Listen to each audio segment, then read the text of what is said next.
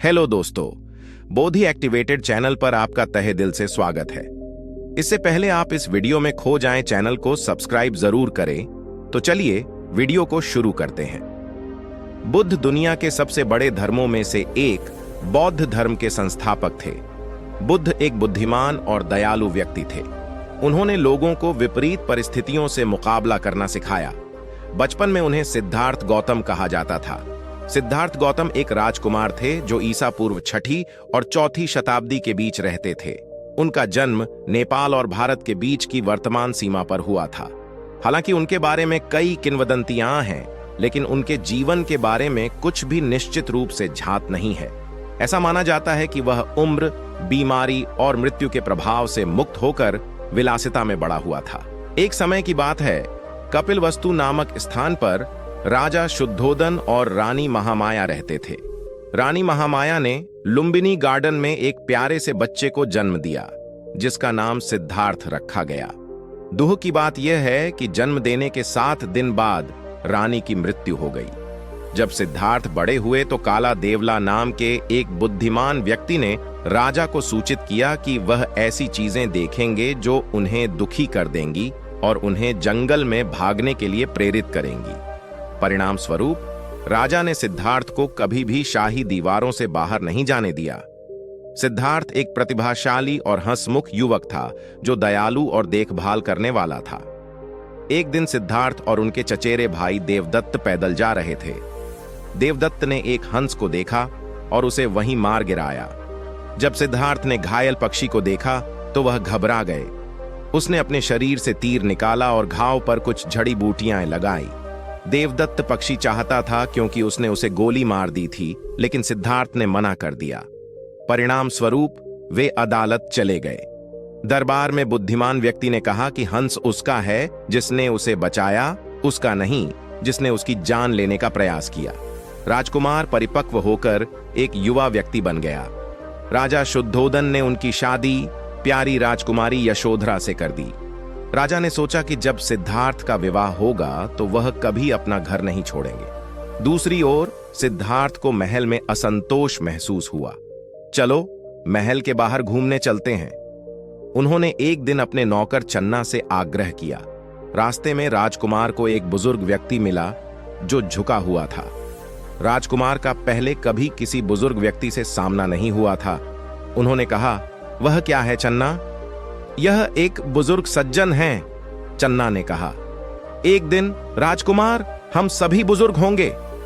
राजकुमार व्याकुल होकर अपने महल में लौट आया।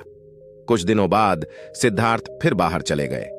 इस बार उनका सामना एक बीमार व्यक्ति से हुआ जो पीड़ा से कराह रहा था। वह आदमी क्यों रो रहा है? सिद्धार्थ को आश्चर्य हुआ। उसने पहले कभी किसी बीमार व्यक्ति को नहीं देखा। चन्ना ने जवाब दिया, वह अस्वस्थ हैं और गंभीर दर्द के कारण कराह रहे हैं। सिद्धार्थ दुखी होकर महल लौट आए। अगली बार जब सिद्धार्थ बाहर निकले तो उन्होंने देखा कि लोगों का एक समूह एक शव को घसीट रहा है। एक दिन हम सब मर जाएंगे, चन्ना ने सिद्धार्थ को समझाते हुए कहा कि वह एक मृत व्यक्ति को देख रहे हैं। सिद्धार्थ जानते थे कि उनके पिता ने उन्हें इन खतरों से सुरक्षित रखने के लिए महल में रखा था। क्या हम सभी को बूढ़ा, बीमार और मरना होगा? उसे मन ही मन आश्चर्य हुआ। क्या कोई अन्य विकल्प नहीं दिखता? सिद्धार्थ एक बार फिर चले गए। इस बार उसने एक आदमी को देखा जिसका सिर मुंडा हुआ था, नारंगी वस्त्र थे और उसके हाथ में एक कटोरा था। वह आदमी अच्छे मूड में लग रहा था। वह आदमी कौन है? उसने चन्ना से पूछताछ की। वह एक समझदार आदमी है जो सब कुछ त्याग कर खुशी की तलाश में जंगल में चला गया था, चन्ना ने कहा। सिद्धार्थ ने जो कुछ देखा था उस पर विचार किया। इसके बाद उन्होंने खुशी की तलाश में घर छोड़ने का फैसला किया। इसलिए एक रात जब उनकी पत्नी और पुत्र राहुल सो रहे थे, सिद्धार्थ चुपचाप अपने समर्पित सेवक चन्ना के साथ महल से चले गए। वे अनोमा नदी तक पहुंचने तक साथ साथ चले।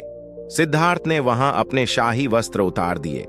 उन्होंने चन्ना को महल लौटने के लिए अपने कपड़े और अपना घोड़ा सौंप दिया। फिर उसने नारंगी रंग का वस्त्र पहना, अपने लंबे बाल मुंडवाए और एक कटोरा पकड़कर बाहर चला गया। क्या आप खौसी का रास्ता जानते हैं? सिद्धार्थ ने मिलने वाले प्रत्येक व्यक्ति से पूछताछ की, हालांकि कोई भी उसे बता नहीं सका। अंत में वह एक बोधि वृक्ष के नीचे बैठ गए और समस्या को स्वयं हल करने का प्रयास किया। उन्होंने ध्यान करना शुरू कर दिया। कई दिनों के बाद उनकी यात्रा खत्म हुई। लोग उन्हें गौतम बुद्ध के रूप में संदर्भित करने लगे, क्योंकि वह एक ज्ञानी व्यक्ति के रूप में परिपक्व हो गए थे। बुद्ध सभी जानवरों का पालन पोषण करते थे और उनके साथ दयालुता का व्यवहार करते थे। उनके ईर्ष्यालु चचेरे भाई देवदत्त ने एक बार बुद्ध पर हमला करने के लिए जंगली हाथियों को भेजा। दूसरी ओर हाथियों ने बुद्ध को देखते ही उनके सामने घुटने टेक दिए। गौतम बुद्ध के बड़ी संख्या में अनुयायी थे। वह एक स्थान से दूसरे स्थान पर जाते रहे और जो कुछ उन्होंने सीखा था उसे दूसरों के साथ साझा किया। उनके शिष्य संघ समूहों में विभाजित थे।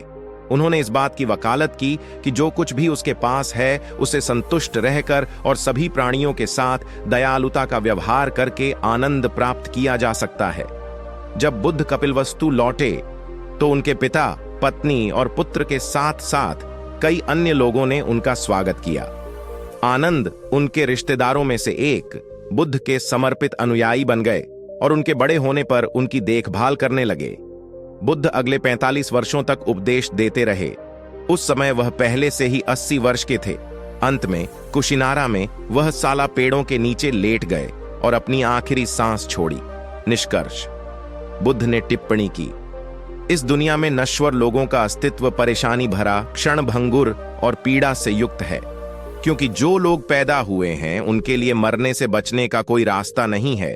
मृत्यु प्रत्येक जीवित प्राणी के लिए उम्र के साथ आती है। बुद्धि, दया, धैर्य, उदारता और करुणा उन मूल्यों में से थे जिन पर उन्होंने जोर दिया। सभी बौद्ध 5 नैतिक आज्ञाओं से बंधे हैं जो निषेध करते हैं जीवित चीजों की जान लेना। तो दोस्तों, उम्मीद करता हूं कि ये वीडियो आपको पसंद आया होगा। कमेंट में नमो बुद्ध जरूर लिखें और चैनल को सब्सक्राइब भी जरूर करें। मिलते हैं दूसरे वीडियो में।